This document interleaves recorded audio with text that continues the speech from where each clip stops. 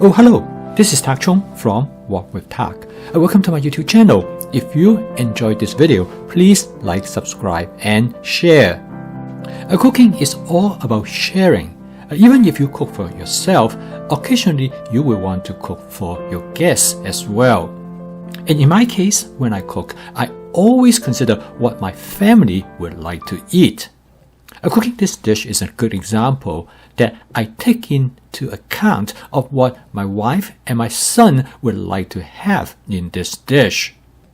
They both love tofu, but my son, he also likes to have edamame in the tofu, whereas as for my wife, she prefers mushroom. And this is the advantage of my fast cooking system.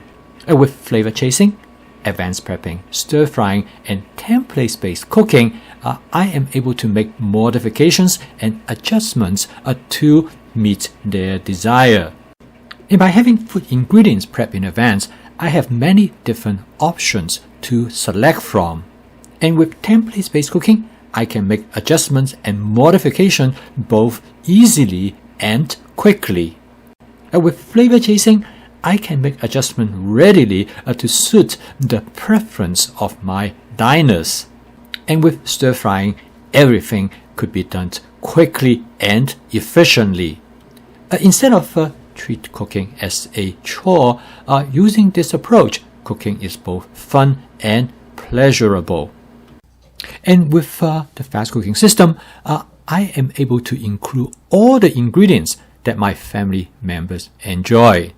And I'm also able to create the flavor that they love. And by using template-based cooking, I don't need a recipe. And the first thing I did after I entered into the kitchen is to get some chicken from the freezer and put it in a bowl of lukewarm water. And since my son has requested to have chicken included in this dish, I have the chicken prepped in advance. It takes only about 10 minutes for the chicken to be thawed out and ready to go into the wok. If you would like to learn more about this advanced prepping system for chicken, you can take a look at this video. By prepping the chicken in advance, it will save a lot of time when you cook. Furthermore, you can have chicken anytime you want. The first thing I did is that I found some tofu in the refrigerator and I cut them up into cubes. This tofu came from the supermarket Aldi and they are extra firm. In my advanced prepping, I find some carrots that has been thinly sliced. I also find some broccoli, but for cook this dish, I'm going to cut them up into smaller pieces. This will allow them to fit better with the dish. Next, I found some frozen edamame in the freezer. My son loves edamame, so I always have some on hand. Since my wife loves mushroom, I want to make sure that I include mushroom in this dish. I cut them into smaller chunks so they will fit better with other ingredients in this dish. The last ingredients I need is some scallions to garnish the finished dish. The chicken now has been thawed as I gather all these ingredients. So okay, I'm now ready to cook this dish.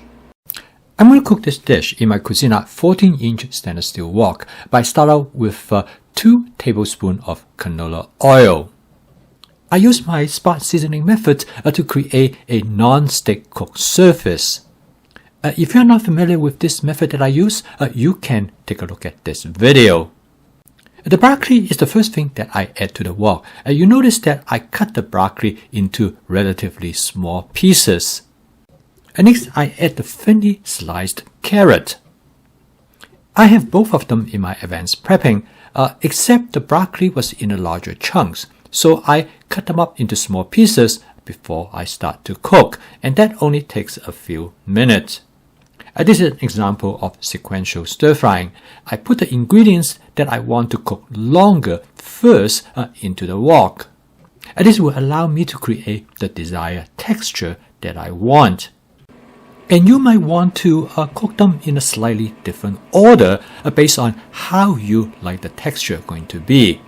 And by this time, the carrot and the broccoli is about 50% done. Next, I add the frozen edamame to the wok. The edamames are already cooked. all I need to do is to warm them up to the serving temperature of the dish. If you prefer, you can always microwave the edamame to thaw them out in advance. But that is an extra step. I don't think it is necessary. And now I'm ready to cook the chicken. I'm going to open up some space in the middle of the wok and add about 1 tablespoon of canola oil. I add the chicken directly to that area. I did not cook the chicken with cornstarch or marinate the chicken. And for the sake of saving time, this is probably the most efficient way to do it. The chicken would taste slightly different in comparison to other approaches that you might take. And you might like this better or less. Again, I strongly urge you to experiment with different approach. And to me, this is what flavor chasing is all about. You notice that some of the chicken seems like they're sticking to the bottom of the wok, so I use the wok spatula to scrape off anything that might have stuck and burned to the bottom of the wok. And this is what makes a stainless steel wok spatula so handy. And you can use it to clean the wok as you cook. And by now, the chicken is about 50% cooked. I'm going to start seasoning the dish with some oyster sauce. I'm going to start out with about 1.5 tablespoons, and I'm going to make adjustment later on. And my son loves oyster sauce, and it is a very easy and convenient way to season a dish. I noticed that some of the chicken as well as the oyster sauce has burned to the bottom of the wok. I'm going to spray a small amount of water in the area and use the wok spatula to detach them. That will return the flavor back to the dish. At the same time, I am cleaning the wok as well, and I call this method spot cleaning. You can take a look at this video to learn more about this very efficient cleaning method as you cook. And next, I'm going to add about 8 ounces of tofu, which is about half of the package. And I'm going to save the other half to use at a different dish. When the tofu is in their original package, they have very long shelf life, and they last for about several months. However, once you open it up, the shelf life reduces, and you should use them up in 2 weeks. When I cook tofu in a stir-fry dish, I always use extra firm. They will hold up much better during stir-frying. I decided that I'm going to add a little bit more oyster sauce after I did another taste test. I cut the white mushroom up into chunks because they will fit better with other ingredients in this dish. And my son loves to mix the contents of this dish with rice. Again, this is another demonstration of sequential stir-frying. I add the mushroom last because I only want to cook them very lightly. And next, I'm going to add a hot chili powder mix. And my son loves spicy flavor in a tofu dish. I'm going to use half teaspoon of red hand patty chili powder, which is recommended to me by an Indian friend. This chili powder has a powerful spicy flavor, but it also has a broad sweetness of pepper. Okay, by now the dish is done. The last step is to create a gravy-like sauce for the dish. I'm going to add a cornstarch suspension that are made with 1 part of cornstarch to 3 parts of water.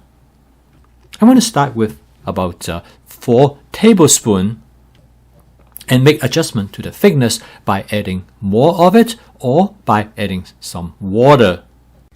I have turned off the heat, and by this time the dish is done. A few quick mix, I'm ready to serve it onto a serving dish. Now this dish is truly a clear demonstration of the application of my fast cooking system. First is flavor chasing, because by including different ingredients in this dish, I can create the flavor that both my son and my wife enjoy. A second is by advanced prepping. Because I have all the food ingredients pretty much ready to go, I can pick and choose what I want to put into the dish. And I can also gather all the raw ingredients ready for the dish in less than 10 minutes. And without any question, stir frying is probably the most efficient as well as the most rapid cooking method. And last but not the least, that is template-based cooking of my fast cooking system, because this dish is not based on recipes, rather that it is based on a basic template. So as you can see here with my fast cooking system, you can cook almost anything you want without a recipe, because you are free to make substitutions and adjustments to the flavor. Okay, finally to top off the dish, I'd garnish it with some scallions. I post a video every day to demonstrate my fast cooking system. If you'd like to learn more as well as to adopt my cooking system, please subscribe to my YouTube channel. And I will see you tomorrow. Keep on cooking.